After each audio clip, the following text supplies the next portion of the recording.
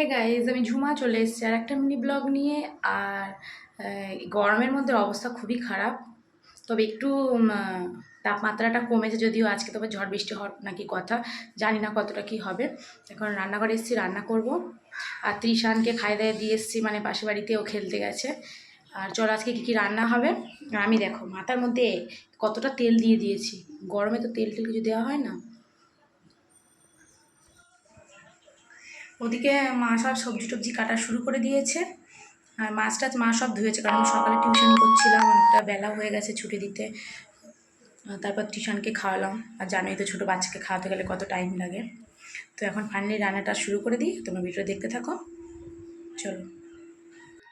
Guys, মা দিকে সবজি কাটা শুরু করে দিয়েছে। আর আজকে মনটা কিন্তু ভীষণ খুশি, কারণ আজকে একটা দারুণ জিনিস আসবে আমাদের বাড়িতে, মানে অর্ডার দেওয়া হয়েছে। তো কী জিনিস অর্ডার দিয়েছি সেটা দেখার জন্য তোমাদের কিন্তু ফুল ভিডিওটা দেখতে হবে, কেউ স্কিপ করবে না। আর এদিকে দেখো চিকেন ছিল, আর এদিকে মাছ। চিকেনটা আগের দিনের অল্প একটু ফ্রিজে রেখে দিয়েছিলাম ছেলের জন্য, কারণ 1 কেজি নিয়ে এসেছিলো। তো সেটা ছেলে খেতে খুব ভালোবাসে চিকেন, তো অল্প রেখে দিয়েছিলাম, ওর জন্য একটু অল্প মশলা দিয়ে করে দেবো। আর আমাদের মাছের ঝোল হবে, পাট শাক ভাজা হবে, আর তোমার পটল ভাজা হবে। আর তো এখন কড়াইটা গরম করে আমি তেল দিয়ে দিয়েছি, মাছটাকে ভেজে নেবো, কারণ মাংসের ছোঁয়া পেলে মা আবার খাবে না, কারণ উনি মাংস টাংস খায় না। তো যাই হোক, গরম কিন্তু প্রচুর পড়েছে, আজ কিন্তু একটু ঝড় বৃষ্টি হওয়ার কথা আছে, হলে কিন্তু সকলেরই স্বস্তি মিলবে। কেমন দেখছো রান্নাঘরে রান্না করতে গেলে কেমন ঘাম দিচ্ছে। তো যারা গরমে রান্না করছে তাদের কিন্তু সত্যি খুবই কষ্ট হয়। রান্নাঘরে না গেলে কেউ বুঝতে পারবে না, যারা রান্না করছে তারাই বুঝতে পারে গরমটা কতটা পড়েছে। একটু লবণ দিয়ে দিলাম তেলের মধ্যে, তাহলে মাছটা তাড়াতাড়ি উঠে যাবে। এজল নিয়ে কোথায় যাচ্ছ?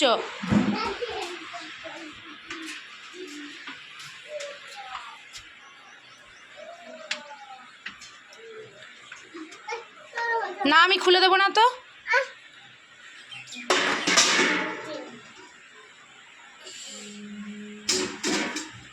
আমি খুলে দেবো না, ঠাম্মির ডেকে নিয়ে আয়, যা ঠাম্মির কাছে যা।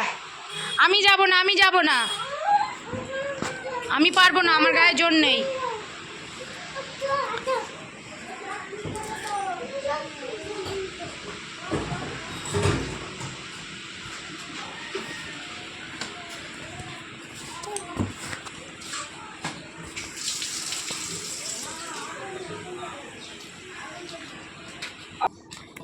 দেখবে মনের ছোটো ছোটো ইচ্ছা স্বপ্ন যদি পূরণ হতে থাকে, একের পর এক কিন্তু খুব ভালো লাগে।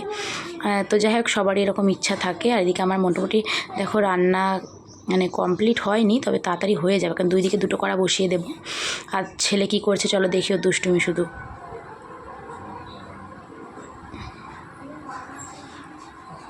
ভালো এরকম করে দেখাও দেখি।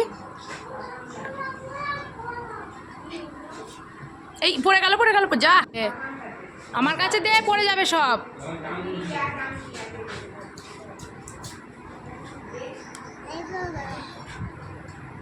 হ্যাঁ করো।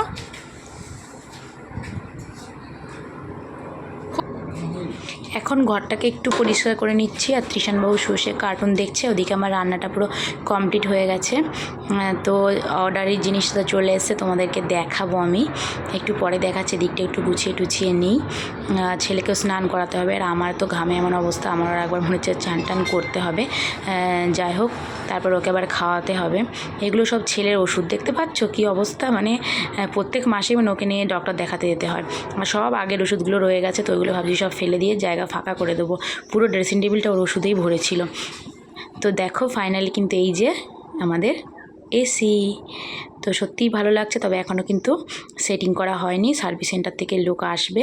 এটা ছিল LG কোম্পানির, তো দেখে নাও। তারপর তো সেটিং হলে তোমাদেরকে আবার দেখাবো। আর দেখবে কিছু কিছু জিনিস সবার সঙ্গে শেয়ার করলে ভালোও লাগে। তো আজকের ব্লগটা কেমন লাগলো, ভালো লাগলে লাইক করে দিও আর ফলো করে দিও, পাশে থেকো। আজকের মধ্যে এখানে টাটা, পরের ব্লগে দেখা হবে, বাই।